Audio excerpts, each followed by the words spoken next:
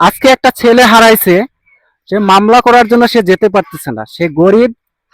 সুপ্রিয় দর্শক, আজকে আমরা আছি রঙ্গাচর ইউনিয়ন নয়গাং ৮ নম্বর ওয়ার্ডে। এই যে বাড়িটা দেখতে পাচ্ছেন, সে অনেক গরিব।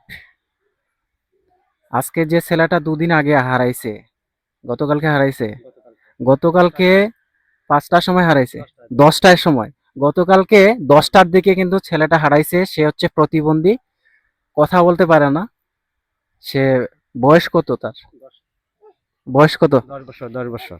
১০ বছর। হুম। আচ্ছা, তার বয়স হচ্ছে আপনার ১০ বছর। এখন হচ্ছে যে গতকালকে যে সে হারাইছে সকাল ১০টা, এখনো পর্যন্ত তার কোনো খোঁজ পাওয়া যাচ্ছে না। স্ক্রিনে দেওয়া যে ফটোটা দেখতে পাচ্ছেন, সেই ফটোতে তাকে যদি পান আপনারা, তাহলে আপনারা এই ঠিকানায় তাকে পৌঁছায় দিবেন আপনার নিজ দায়িত্বে। আমি আবারও ঠিকানা বলতেছি, রঙ্গাচর ইউনিয়ন নয়গাং ৮ নম্বর ওয়ার্ড। ওর বাবাও হচ্ছে প্রতিবন্ধী, বাবাও কথা বলতে পারে না। বাবার নাম হচ্ছে রাশিদ মিয়া, মায়ের নাম হচ্ছে সালমা বেগম।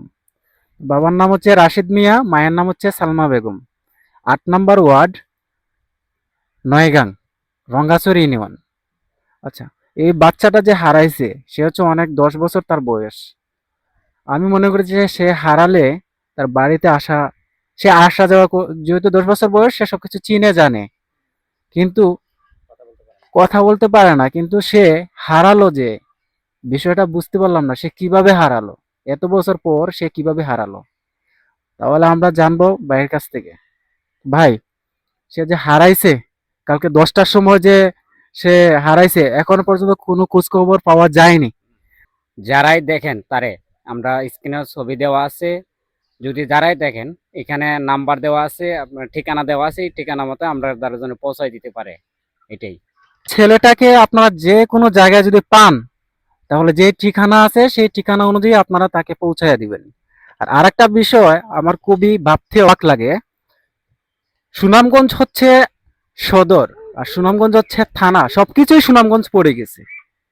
আমাদের সুরমা নদীর উত্তর পারে যদি একটা থানা যদি থাকতো, রঙ্গাচর ইউনিয়নে যদি একটা থানার অবস্থান যদি থাকতো, তাহলে এত দূর দূরান্ত থেকে কিন্তু কেউ কিন্তু জিডি করার জন্য সুনামগঞ্জ যাইতো না। আমাদের রঙ্গাচর ইউনিয়নে একটা থানার খুবই দরকার। আজকে একটা ছেলে হারাইছে, সে মামলা করার জন্য সে যেতে পারতেছে না, সে গরিব, সে এত দূর যাবে কিভাবে? আর এইখানে যদি একটা থানা দেওয়া হয়, তাহলে যে কোনো মামলা, যে কোনো বাচ্চা কাচ্চা বা যে কোনো জিডি প্রয়োজন হলে তারা কিন্তু এইখানেই তারা সম্পূর্ণ প্রয়োজন কিন্তু কাজটা শেষ করতে পারতো। তাহলে সুপ্রিয় দর্শক, আপনাদের কাছে অনুরোধ, এই বাচ্চাটাকে পাইলে আপনারা এই ঠিকানায় পাঠাইয়া দিবেন আপনাদের দায়িত্বে।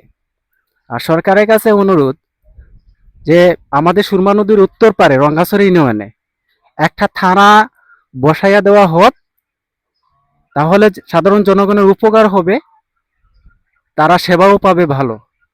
সরকারের কাছে এটাই দাবি। সবাই ভালো থাকবেন, সুস্থ থাকবেন।